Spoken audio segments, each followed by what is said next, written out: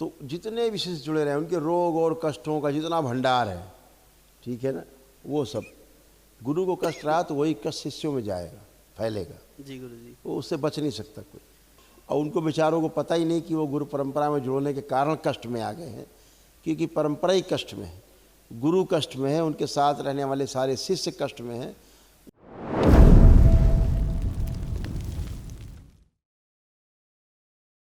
खुश हो बेटा, कैसे हो? बढ़िया गुरु जी। मैं लुधियाना पंजाब से आया हूँ फैमिली के साथ। डीएनए में मेरे 9 लोग हैं, 6 आए हैं, 9 लोग रहे। 6 आए हैं, 3 घर पे हैं।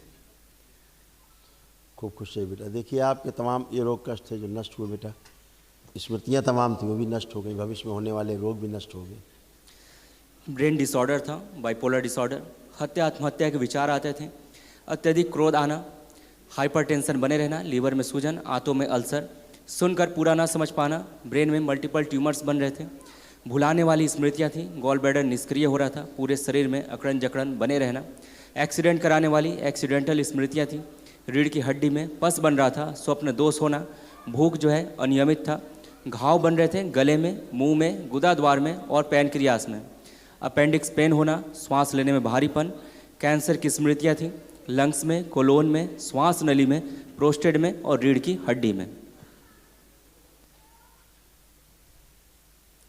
धन्यवाद गुरु जी। अब ये सब नष्ट हो गई। ऐसे स्पाइन में भी सारे कष्ट आ रहे थे ऊपर से।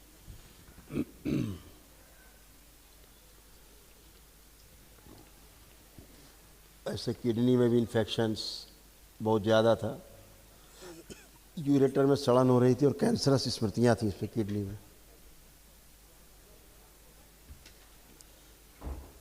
शरीर में सूजन बढ़ रही थी जी गुरु जी। इन्फेक्शन की वजह से।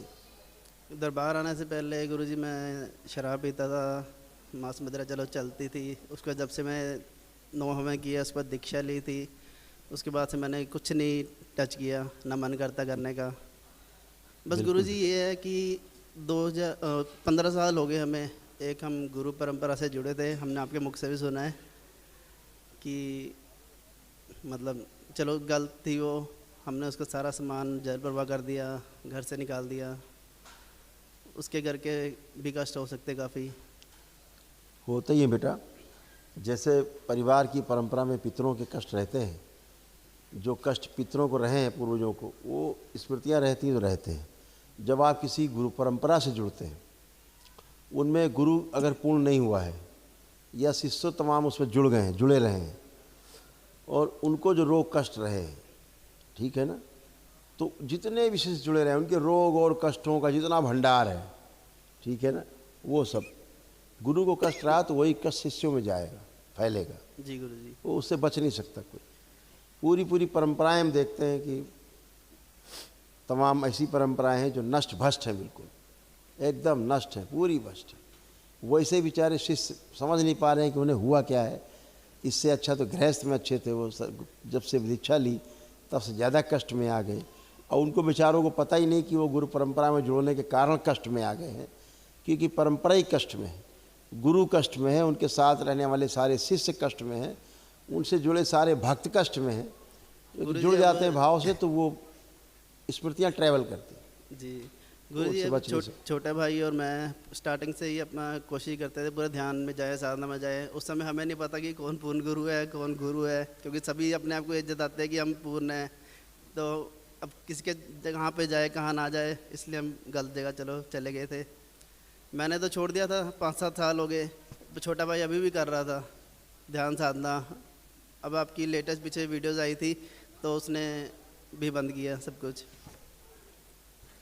सही कह रहे हैं। तो अब वो सब कष्ट गए बेटा, वो परंपराएं टूट जाती हैं, दरबार तोड़ता है, नहीं उनके कष्ट आते रहते हैं, तमाम डीएनए जुड़े रहते हैं, उनके कारण कष्ट आते हैं, इसीलिए नया डीएनए बनवाया जाता है। जी गुरु जी।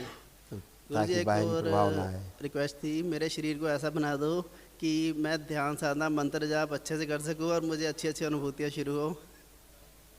अब ऐसे ही हो गए हो, अब ऐसे ही हो गए हो, अब आप खूब सब कुछ कर सकते हो।